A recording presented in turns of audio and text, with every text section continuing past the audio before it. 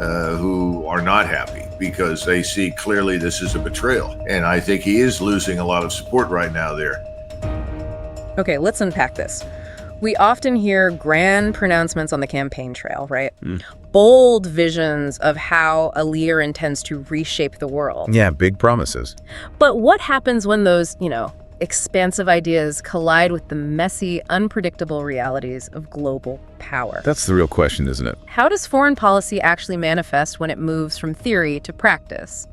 Especially when the person at the helm is known for an unconventional, deeply personal approach. Right. Today, we're undertaking a crucial deep dive into a particularly controversial and frankly quite blunt perspective on Donald Trump's foreign policy during his time in office and maybe how it might continue to evolve. What's truly fascinating here, and really central to our discussion, is how Colonel Douglas Macgregor, he's a figure known for his direct, sometimes unfiltered assessments, argues that Trump's approach isn't really a coherent long-term strategic vision at all. Not a grand plan, then. Not according to Macgregor. He posits it's something far more volatile and, you could say, less predictable, impulsive, reactive, and crucially, deeply intertwined with his personality. Okay. So we've meticulously compiled a substantial stack of sources for this deep dive.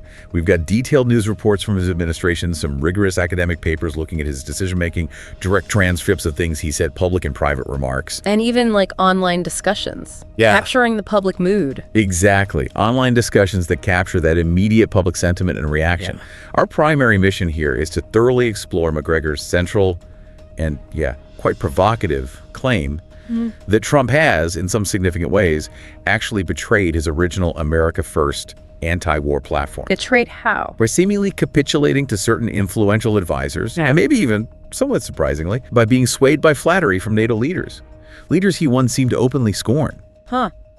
Okay, so our aim in this deep dive is to distill the most vital insights from all these different sources, giving you, our listener, the clearest possible understanding of this critical viewpoint. And the evidence behind it. Right, the supporting evidence, and also why it has sparked such a strong, almost visceral, emotional response among some of his former, fervent supporters. These are people who really bought into the original message. Exactly. Individuals who often feel his policies have become a continuation of the very interventionism he once so vehemently opposed, primarily serving what they perceive as vested financial interests rather than, the fundamental well-being of the American people. It's a powerful narrative of disillusionment. So get ready for some truly surprising facts and, I think, profoundly thought-provoking insights into the complex forces that shape global foreign policy. Let's dive in. So let's begin right at the core of Colonel Macgregor's analysis. And here's where it gets particularly striking, because Macgregor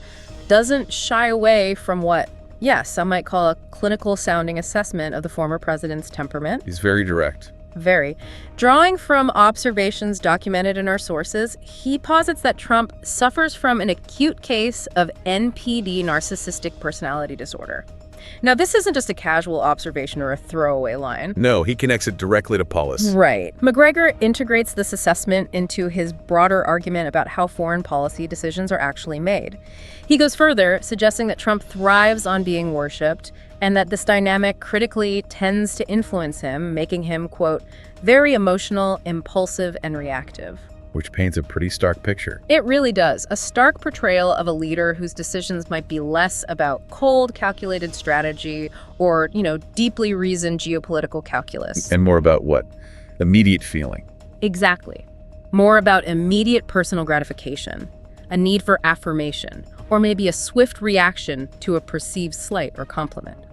For many of his advisors, as our sources imply, this created a foreign policy apparatus where the personality of the individual at the top wasn't just a factor. But maybe the defining factor. Potentially the defining characteristic, constantly shifting the landscape of decision-making. It must have been, challenging to navigate. If we connect this to the broader picture, you see, Macgregor's argument highlights a fundamental tension. It's between what is traditionally expected from a global leader, particularly one at the helm of a superpower like the United States. Stability, predictability. Exactly. What one generally wants from a leader on the global stage is a degree of stability and certainty. That's long been regarded as the essence of good statesmanship, right? It aims to provide predictability, security, and a clear, consistent understanding of the national interest. Makes sense. However, Our sources, echoing Macgregor, suggest that for Trump, there's no predisposition to do anything in any particular direction. Why? Because there's no coherent national strategy guiding his actions, or at least not one discernible in the traditional sense. So it's more moment to moment. That's the implication. And this raises an important question for international relations theory. How much do individual leader characteristics truly shape foreign policy, especially in complex, fast-moving crises? Because the standard models assume rationality, don't they? Traditionally, yes. International relations theory often relies on the unitary rational actor model. This assumes states, and by extension their leaders, act as a single, perfectly logical entity, making decisions solely based on maximizing national interest through cold, calculated analysis of costs and benefits. But reality is messier. Much messier. As our academic sources delved into, this model frequently fails to account for the real-world complexities. Leaders' individual cognitive biases, their emotional responses, the influence of domestic politics, internal bureaucratic struggles, even personal relationships, they often play a far more significant role. So Macgregor's focus on personality fits into that more nuanced view. Precisely. Macgregor's analysis, by focusing so heavily on Trump's personality and his immediate reactions, pushes us directly into these more nuanced theories. It suggests that understanding the individual decision-making influences becomes paramount in explaining state behavior. Especially in a crisis. Particularly during crises where information is incomplete, pressure is immense, and time for deliberation is short. The internal dynamics of leadership, therefore, become far more critical than some traditional models account for, influencing everything from diplomatic overtures to military actions. Okay, to really illustrate this point, and how Macgregor argues personality impacts policy, maybe consider the incident with the U.S. drone shot down by Iran back in June 2019. Right, that was a key Our sources reveal how Trump confounded some of his advisors with his seemingly inconsistent and rapidly shifting responses. Initially, right after the shootdown, he took to Twitter, declaring in no uncertain terms that Iran made a very big mistake. Sounded like a prelude to action. It really did, signaling a strong, almost confrontational stance that many read as a prelude to military retaliation. Yet very shortly after, in a briefing session with Canada's Prime Minister Justin Trudeau, Trump appeared to drastically play down the situation, suggesting it was merely somebody who was loose and stupid that did it, implying it wasn't, malicious intent from the Iranian regime itself. That's quite a shift. It wasn't just a mixed message. It highlighted, for many observers, a deeply personal and reactive decision-making process, far from a unified strategic response. And wasn't the media influence involved, too? Even more striking, yes, and a key point in Macgregor's argument. His top advisors noted that a story aired on Fox News by General Jack Keane, which talked about a 1988 U.S. accidental shoot-down of an Iranian airliner, combined with direct warnings from Tucker Carlson on his show about the re-election risks of getting into another war. These things apparently exacerbated Trump's pre-existing doubts about carrying out the strike. So Fox News and Tucker Carlson swayed the decision on a potential military strike. That's what the sources suggest. This direct media influence critically swayed his decision to ultimately not retaliate with military force.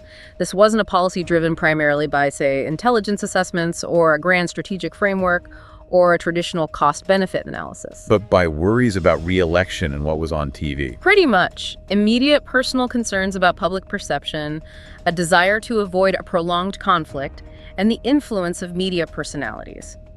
So what does this highly personalized and reactive nature of policymaking mean for you, the listener, in terms of global stability and predictability? It suggests things could turn on a dime based on factors completely outside traditional statecraft. Exactly. It suggests that the path of international relations, and indeed the very likelihood of conflict or peace, could be swayed by factors as personal as a TV show or a casual conversation, rather than a robust, consistent national strategy. Which is unsettling, to say the least. Let's transition now to what Macgregor identifies as the heart of the disillusionment among many of Trump's original supporters, this perceived betrayal of his America First principles. Right, the core promise. Trump swept into power partly on an America First platform, which was widely interpreted, as a clear and decisive rejection of decades of interventionism, a commitment to scaling back U.S. military entanglements abroad. And that message resonated deeply. Absolutely. It resonated deeply with voters weary of endless wars and foreign interventions. Yet, according to Macgregor, a significant and, for many, deeply unsettling shift has occurred. A pivot. A pivot, yes. Macgregor remarks, with a tone that sounds like surprise and maybe regret, that Trump would not have been saying this 6 months ago, that Putin wants more than Ukraine. That specific quote suggests a change in his view of Russia. It suggests a profound pivot from his earlier rhetoric, where he often expressed a more nuanced or at least less overtly confrontational view of Russian intentions. He avoided strong, definitive statements about Putin's ultimate ambitions. So what does this all mean for those who believed in his original stance? Prioritizing domestic stuff, avoiding foreign wars. Well, it implies a stark contradiction, doesn't it, between campaign promises and governing realities. It leaves many questioning the sincerity or maybe the durability of his initial foreign policy vision. He's feeling let down. And indeed, feeling a sense of profound betrayal. This raises an important question, though. How quickly can a stated policy position, especially one as foundational as an anti-war stance, genuinely change, or at least appear to change, within an administration? It seems it can change quite fast sometimes. Well, our sources provide a striking example, particularly in the context of Iran and the public stance of Tulsi Gabbard. Now, she's a figure often associated with an anti-war, non-interventionist foreign policy. Right, I remember her stance. She initially testified before Congress, basically arguing that Iran was not actively building nuclear weapons, which aligned with a more dovish perspective. Okay. However, our sources show a dramatic and, quote, sudden shift in her position later on. She issued a sharp warning that Iran could potentially produce a nuclear weapon within weeks, directly backing Trump's urgent deadline rhetoric. Wow, that is a sudden shift. What prompted that? Well, the sources don't definitively say why, but this abrupt change fueled considerable public debate and speculation. Was it external pressure? A rapid change in the presidential stance that influenced her? It's unclear, but the shift itself was noted. And the public noticed this kind of thing. Oh, definitely. The sentiment of disillusionment is perfectly captured by a direct question posed in a Reddit discussion we looked at. Someone just asked, plain and simple. So what happened to Trump being anti-war? That really sums it up, doesn't it? Perfectly encapsulates the public's bewilderment. And this aligns precisely with Macgregor's idea that Trump's actions, like taking direct military action against Iran. Think about the strike that killed Qasem Soleimani, which was a major escalation. A very big deal at the time. Huge. Actions like that seem to contradict his professed desire for peace and non-intervention.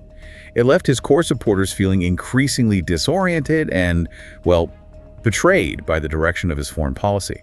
It really highlights how perceived deviations from core promises can deeply impact a political base. And look, this isn't just about a subtle policy tweak or some kind of ideological evolution, is it? It's about the profound emotional weight of perceived betrayal for many of his fervent supporters. The feeling is key here. The core argument here, echoing Macgregor's perspective and backed up by our sources, is that Trump's foreign policy has seemingly evolved into a continuation of what's often described as McCain-style interventionism. Can you unpack that term, McCain-style? What does it imply in this context? Sure. When Macgregor and our sources refer to McCain-style interventionism, they're pointing to a foreign policy philosophy often associated with the late Senator John McCain, basically an assertive, globally active U.S. role. So promoting democracy using military power. Often advocating for humanitarian interventions, robust military alliances, and a willingness to use American power to promote democracy and human rights around the world. It stands in direct contrast to the more non-interventionist or America First stance Trump initially championed. Got it. So the critique is he flipped to that. That's the argument, and the sources point to maybe a deeper, more outlandish ambition lurking behind actions like Israel's continued campaign against Iran. It's not just about dismantling nuclear capabilities, potentially. The regime change. But the hope that toppling the regime could install a friendly government under Reza Pahlavi, the exiled son of Iran's last Shah. Now, this isn't an officially declared policy from Washington or Jerusalem. But this is in the background. But this perspective, as our sources indicate, kind of lingers in the background of Israel's actions and its overt calls for Iranians to stand up to the Islamic Republic. This implies a significant departure from an isolationist, America First approach. Suggesting U.S. actions might be serving other interests, ally interests. Suggesting instead that U.S. actions could potentially be serving other external interests, like those of a key ally, rather than solely focusing on domestic priorities or avoiding foreign entanglements. What stands out to you about this perceived flip-flop, where the supposed anti-war champion appears to adopt the very policies he once decried? Well, it highlights that tension, doesn't it? Yeah. Between populist promises made on the campaign trail and the complex, often entrenched web of established geopolitical interests and alliances that leaders face once in office. It's hard to just dismantle overnight. True. Now, if we talk about influence, it's not just advisors or shifting geopolitical realities. It's also the very allies Trump once seemed to, well, disdain, particularly within NATO. Ah, yes, NATO. He was very critical. Famously and repeatedly criticized alliance members for not pulling their financial weight right, Right. often threatening to withdraw the U.S. from the alliance entirely. I remember those headlines. Yet, our sources reveal a truly memorable, almost theatrical moment.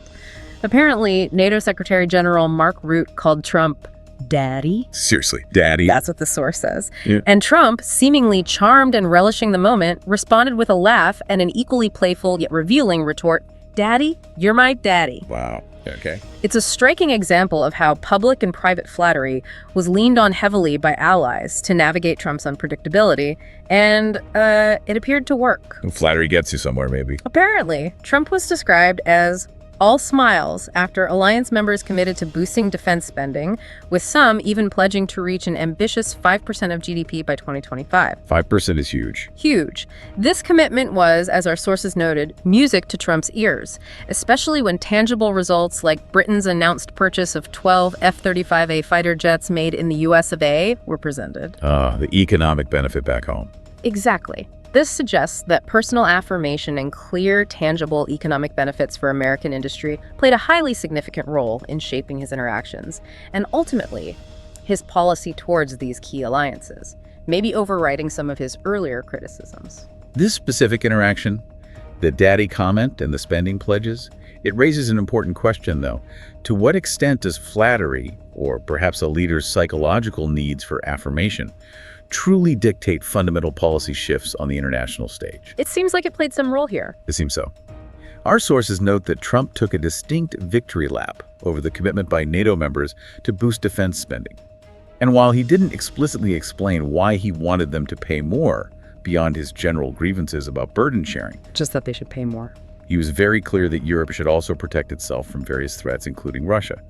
Now, the broader strategic implications of such demands, as reported in plans for a potential second Trump presidency, involve a potential radical reorientation of NATO. Radical how? This would demand that European NATO states significantly increase their defense spending, with the U.S. substantially reducing its role to primarily providing support in crises, rather than being the main combat provider. So America steps back. Steps back significantly. And this includes the alarming idea of a two-tier NATO. Two-tier, what does that mean?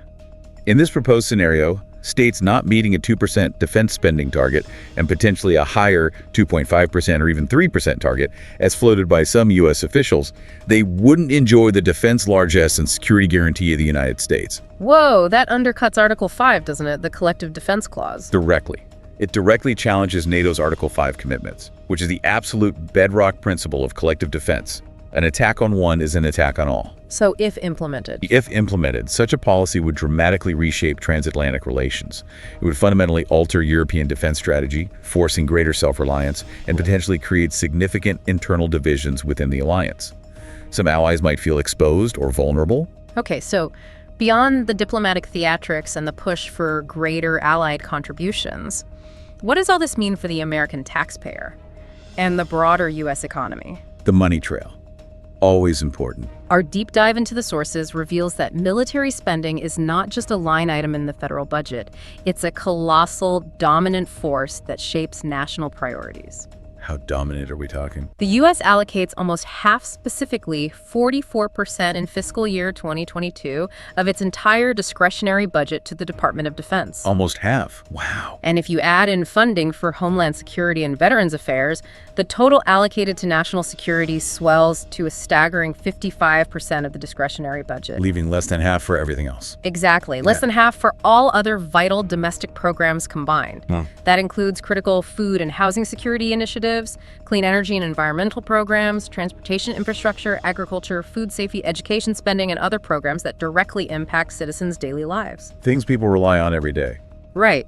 It's a stark illustration of how investments in crucial areas like Infrastructure, healthcare, education, and emergency preparedness have all suffered, as military spending has effectively crowded them out over decades. Which is the classic critique of the military-industrial complex. Precisely.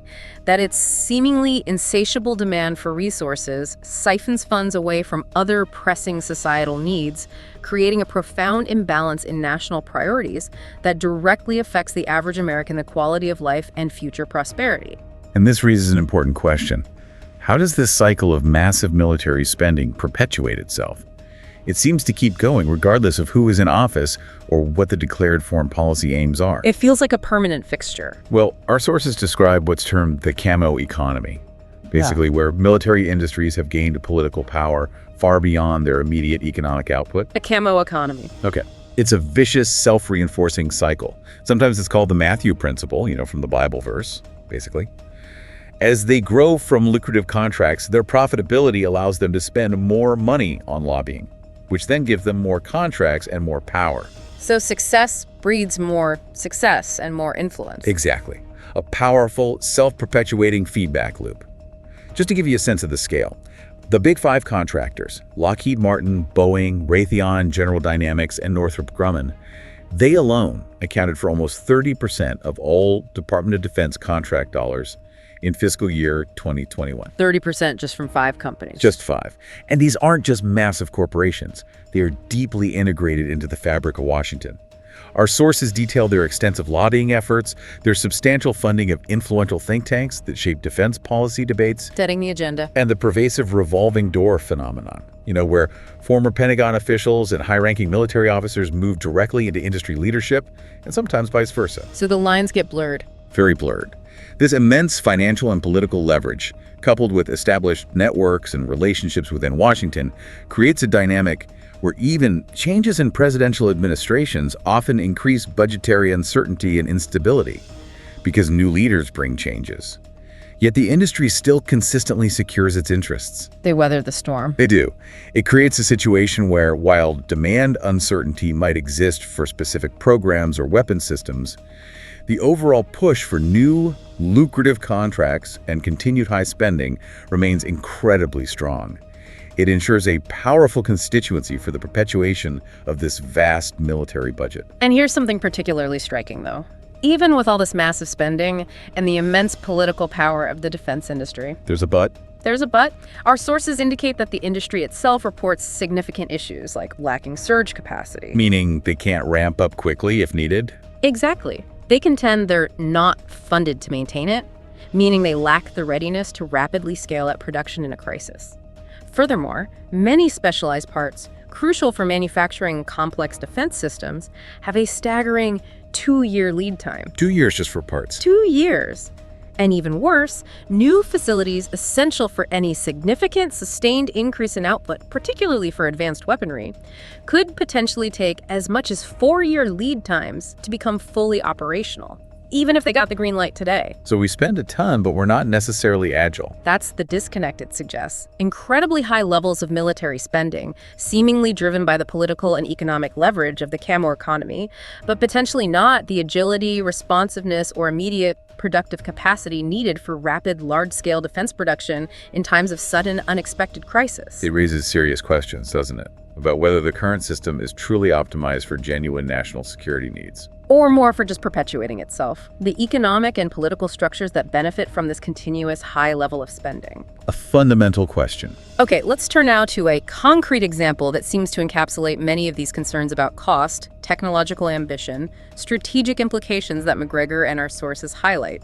Trump's proposal for the Golden Dome. The Golden Dome. Catchy name. What is it exactly? Well, it's not just a catchy name. It's described as an ambitious, multi-layered system designed to put U.S. weapons in space for missile defense, extending potentially to a U.S.-Canada joint system for broad North American protection. Space-based missile defense. Sounds ambitious. And expensive. Extremely. And even in its conceptual stages, critics are already flagging, quote, familiar red flags. Ballooning costs, unproven tech, and the risk of triggering another arms race. The usual suspects for big defense project. Pretty much. So what does this mean for you, the listener, and the future of global security? It represents maybe a continuation of the kind of grand, technologically challenging, and potentially destabilizing projects that have long characterized defense policy debates, raises questions about feasibility and unintended consequences. Okay, let's connect these to the bigger picture. The criticisms regarding the Golden Dome proposal, as detailed in our sources, they're substantial, and they come from multiple angles. Like cost, for starters. Definitely cost. Estimates for the full Golden Dome could exceed a staggering $500 billion just for development and initial deployment. $500 billion. At least. And ongoing operational and sustainment costs would push that figure exceedingly higher over time. It's not just a financial black hole, though. Technical feasibility is a major unresolved concern. The tech isn't there yet? Basically, no. Key components such as boost phase interception and space-based weapons remain unproven. The core technologies needed for such a system simply don't exist yet in a viable, scalable form. Sounds familiar. Like Star Wars back in the 80s. Exactly. It's strikingly reminiscent of Ronald Reagan's Star Wars, the Strategic Defense Initiative, SDI. It faced similar criticisms decades ago for its futuristic promises versus the harsh realities of technological capability. SDI was largely abandoned due to insurmountable technical challenges and prohibitive costs. So history repeating itself, perhaps? Could be. And this raises that important question. What's the real cost? Beyond just the financial outlay, critics argue it carries the significant risk of triggering another arms race among global powers. Why would defense trigger an arms race? Isn't it just defense? Because offensive missiles remain far cheaper to produce than defensive interceptors. If one nation invests billions in a massive defense shield, other nations can simply build more offensive missiles relatively cheaply to overwhelm it.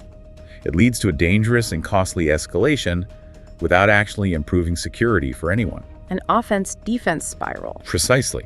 And China, for example, has already indicated this would kick off an arms race if the U.S. pursues such a system, suggesting a direct retaliatory response that would undermine any perceived advantage and potentially make the world more dangerous, not safer. Okay, let's unpack a core strategic concept here, because it's vital to understanding why missile defense systems like the Golden Dome are seen by many defense experts as inherently destabilizing. You're talking about MAD, mutually assured destruction. Exactly. Nuclear strategy largely relies on mutually assured destruction, or MADI. The idea is elegantly simple, if terrifying. You don't attack me with nuclear weapons because you know that even after absorbing a first strike, I retain the capacity to devastate you in return. Nobody wins a nuclear war. Right. It's a terrifying but paradoxically stable form of deterrence. No one initiates a nuclear attack because the consequences for themselves are equally catastrophic. It ensures a tense but generally peaceful standoff. Okay, so how does missile defense disrupt that? Well, a system like Golden Dome, or any effective ballistic missile defense, BMD, is seen by many as inherently destabilizing. Why? Because if a nation could deploy a truly effective BMD, it theoretically could defend the aggressor from the weakened response of the struck nation after launching a first strike. Ah, so it removes the mutually assured part. Potentially, yes. Imagine two neighbors who are at great odds, each carries a holstered gun, knowing if one shoots, the other shoots back, mutual harm ensues. Now imagine one neighbor starts making a truly bulletproof vest. The other neighbor gets very nervous. Immediately sees that vest as a direct threat, because the vested neighbor could now shoot first and be reasonably confident they would survive the return shot, gaining a huge advantage. It shifts the fundamental balance of power. And lowers the threshold for conflict. That's the fear.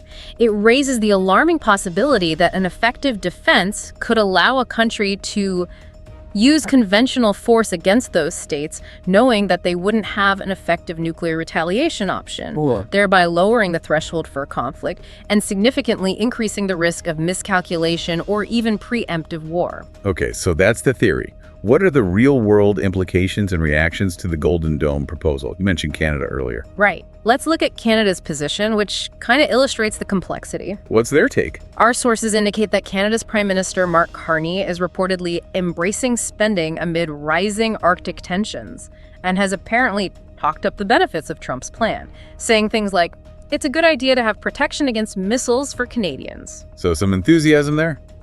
Maybe seeing threats in the Arctic?